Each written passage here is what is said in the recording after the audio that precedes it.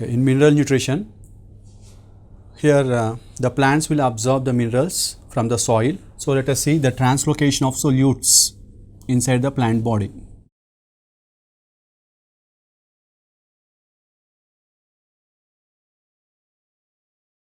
The root system will absorb the water along with the minerals.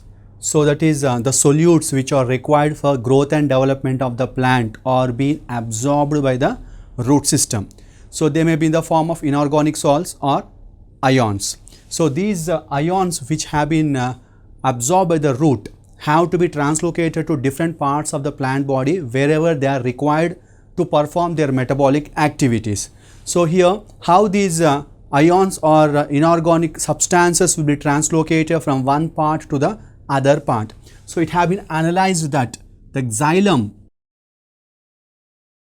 contains the ions or the inorganic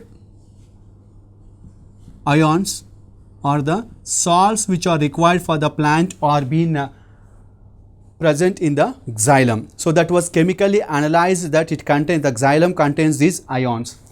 So here that means this says that xylem is helping in conduction of the inorganic substances or inorganic salts or inorganic ions from root system to different parts of the plant body. And the radioactive analysis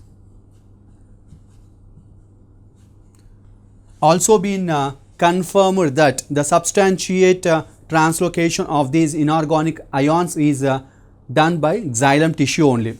Actually we know that the plants will perform transpiration. So because of that transpiration, the water will be pulled upside, that is called as a transpiration pull. So this transpiration pull is responsible for the upward pulling of the water.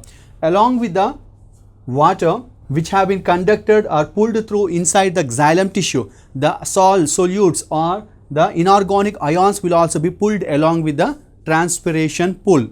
So with the help of the transpiration pull along with the water. So that shows that the translocation of solutes will occur through xylem tissue in the plants.